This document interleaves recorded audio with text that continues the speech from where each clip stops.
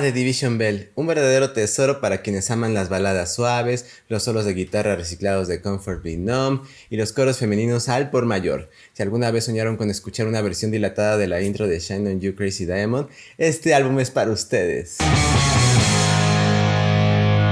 Comencemos por decir que Division Bell representa una notable mejora con respecto a su predecesor A Momentary Lapse of Reason. Esto se debe en parte a que Rick Wright está de vuelta como miembro oficial de Pink Floyd, no solo como músico de estudio, y ya todos sabemos que Wright siempre fue un miembro creativo durante la época dorada del grupo, por lo que aquí se nota que literalmente le está echando la mano a Gilmour, o las dos manos. Desde los primeros minutos del álbum se siente la presencia de Wright con sus simples pero poderosas líneas melódicas de teclado. Sí, hay una mejora, pero ¿eso alcanza para que Division Bell sea un buen disco? ¿Estás listo para algo sorprendente? En Division Bell la música es interpretada por una banda de verdad, no generada por una computadora. Rick Wright toca sus teclados, Nick Mason golpea los tambores como un baterista de carne y hueso, adiós a los aburridos ritmos programados, y Gilmour incorpora una variedad de estilos de guitarra, desde slide hasta guitarras rítmicas, pasando por guitarras pulsantes y acústicas. Ya no es solamente la versión número 100 del solo de Comfort Be Numb. Atrás quedaron los instrumentales sobrecargados como Terminal Frost, donde músicos anónimos tocaban sin entusiasmo y con programaciones aburridas.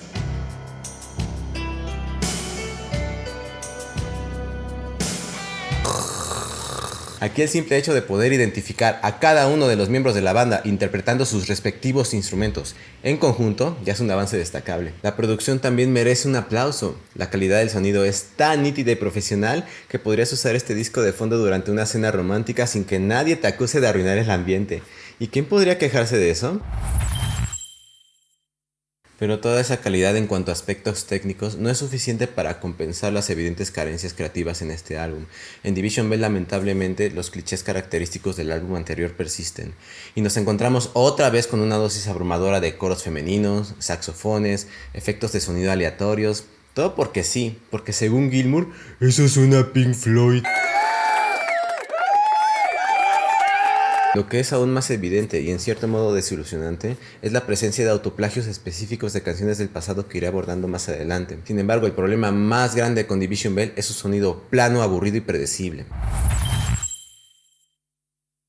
Y es que es verdaderamente triste cuando un autor no logra entender bien su propia obra, y en el caso de Gilmour parece haber caído en la trampa de flanderizar a Pink Floyd. ¿Pero qué significa exactamente flanderizar? Se refiere al acto de tomar una acción o rasgo simple de un personaje en una obra y llevarlo al extremo, de manera que este rasgo termine por dominar por completo al personaje. El término proviene de Ned Flanders, quien en sus inicios era simplemente un vecino amable y un padre cariñoso caracterizado por su devoción religiosa. Sin embargo, con el tiempo se convirtió única y exclusivamente en un fanático religioso. En el caso de Division Bell, David parece haber tomado ese pequeñísimo aspecto de la esencia suavecita de Pink Floyd y lo ha magnificado hasta el punto de que esa característica parece dominar completamente el álbum. En el pasado, Floyd demostró ser una de las bandas más versátiles en la historia del rock, explorando géneros como hard rock, progresivo, space rock, viñetas acústicas, elementos jazzísticos, psicodelia, elementos protoelectrónicos, funk como en Another Brick in the Wall, o hasta incursiones en arena rock como en The Wall,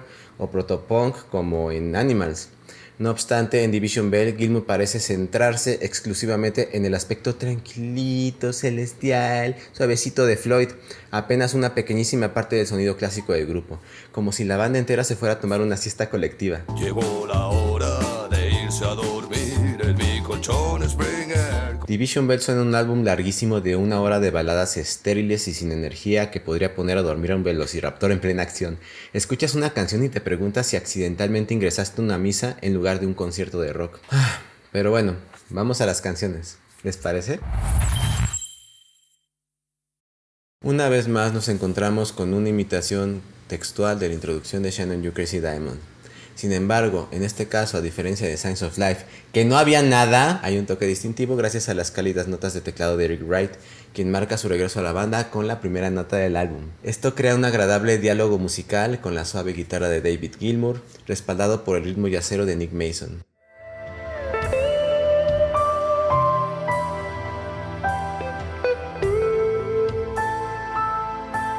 En definitiva, Cluster One podría considerarse un comienzo prometedor para el álbum, donde Gilmour, Wright y Mason demuestran que están trabajando juntos como una banda y tratando de recuperar la química perdida. Sí, esto parece ser un paso en la dirección correcta. Parece. En What Do You Want From Me nos encontramos con una reescritura del clásico Have a Cigar. Sin embargo, Ray de nuevo grita ¡He vuelto! Con un apasionante solo de órgano que realmente infunde vida en la canción.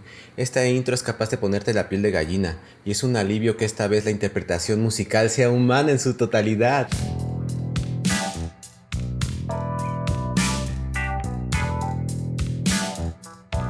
Y aquí es donde verdaderamente empiezan los problemas que mencioné al principio.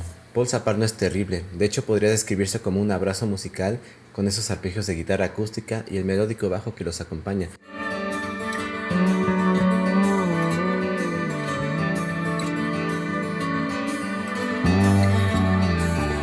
Sin embargo, surge la pregunta de por qué esta balada suave y simplona debe estirarse hasta los 7 minutos. Gilmour, esta no es una suite progresiva, es una balada normalita. ¡Entiende! Fuera de eso, la melodía, aunque agradable, cae en la simplicidad y la genericidad como un mueble de catálogo de tienda de muebles, lo cual es sorprendente considerando la duración del tema. A primera oída, el instrumental Maroon no parece malo. Un sutil piano bien integrado, un solo de guitarra con algunos agudos notables y se mantiene como una caricia auditiva. Sin embargo, el problema radica en que durante más de 5 minutos permanece inmutable, sin variaciones, cambios de ritmo, nada.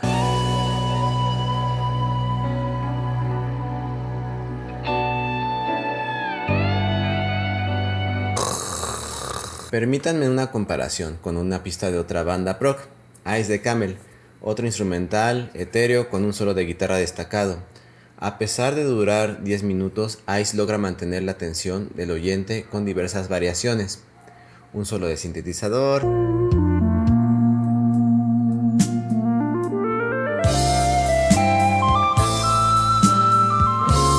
progresión en intensidad y un magnífico final con cortinas acústicas.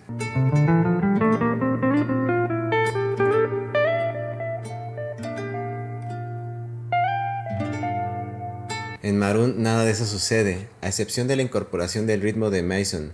A mitad de la canción todo suena plano y carece de desarrollo. Es evidente que esta pista necesita mucho más trabajo que simplemente grabar una improvisación de la tarde. Gilmour, hay que pulir las canciones para que brillen. ¡Entiende! Vayamos directo al grano porque no tiene caso mencionar lo mismo una y otra vez. A Great Day for Freedom y Wearing the Inside Out siguen la misma línea de lo que escuchamos anteriormente. Baladas simplonas, lentas, aburridas, frías y sin vida. La secuencia de las canciones en un álbum es crucial y tener 4 pistas seguidas con la misma intensidad baja puede mandar a dormir a cualquiera. ¿Recuerdan aquellos tiempos en los que Pink Floyd era conocido por la magnífica fluidez en la secuencia de canciones de sus álbumes? Por cierto, en el caso de Wearing the Inside Out es una lástima, ya que destaca por ser la última vez que Wright asumió un papel vocal principal en una canción Floyd desde Dark Side of the Moon.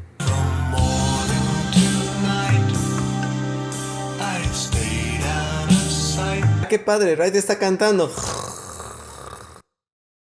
Hasta que finalmente llega Take It Back como el café expreso que todos necesitábamos para despertar. Suena un poco como si YouTube se colara en el estudio de grabación con esa guitarra pulsante.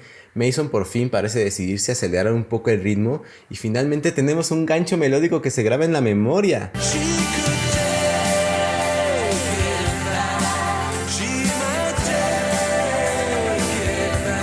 En cuanto a composición, Take It Back destaca como posiblemente lo mejor de esta etapa liderada por Gilmour.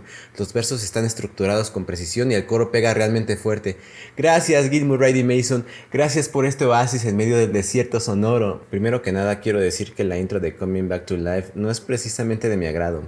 Ese sintetizador de fondo monótono junto con el solo de guitarra calcando la melodía de los versos suena lo más predecible que podría ser un músico con una balada.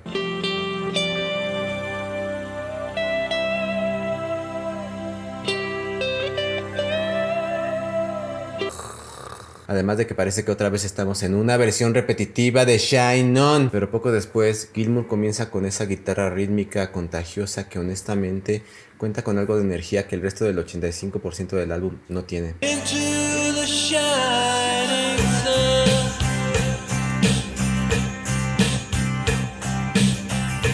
Parece que los tipos se están dando cuenta de que aún pueden rockear. Aunque sea un poquito. Los solos de Gilmour pueden parecer un poco exagerados y largos, pero a estas alturas, ¿quién se queja? Yo. Hay que decir que Keep Talking tiene ciertos momentos que llaman la atención. Por ejemplo, es la única vez en todo el álbum en la que Rick Wright se luce con un solo de sintetizador.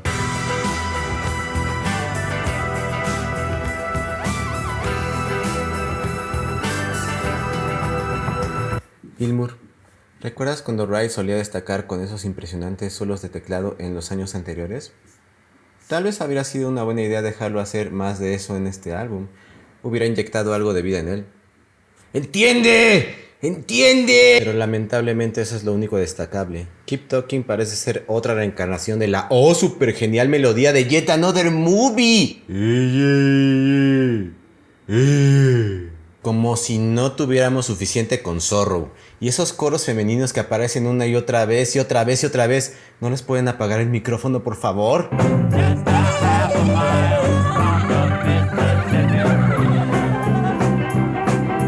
2 hours later.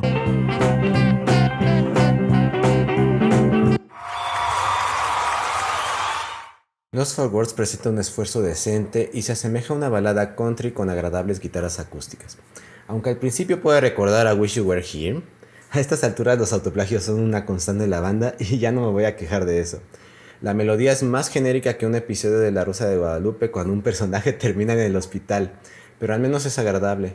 Es notable que esta vez Gilmour opta por concluir la canción con un solo acústico, en lugar de repetir el solo de Comfortably Numb una vez más. ¡Notable! Llegamos al final del álbum y debo decir que High Hopes es un cierre intrigante. Esta pista sobresale por su ambición de ser más que una simple balada, buscando un tono épico y solemne que realmente se agradece en este contexto.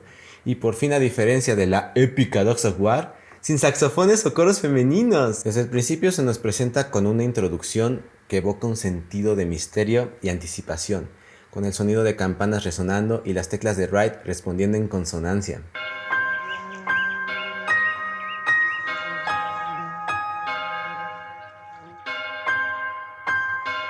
El coro, aunque simple en su construcción, logra destacarse gracias a su respaldo de acordes acústicos en tono menor. La verdad es que esto acertadamente agrega una capa adicional de emoción y profundidad a la canción.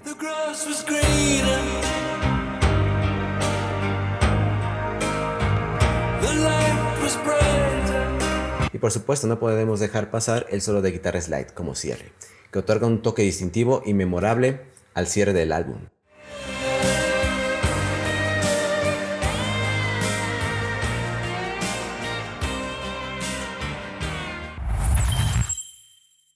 A pesar de algunas mejoras con respecto a su predecesor A Momentary Lapse of Reason, Division Bell sigue enfrentando problemas considerables.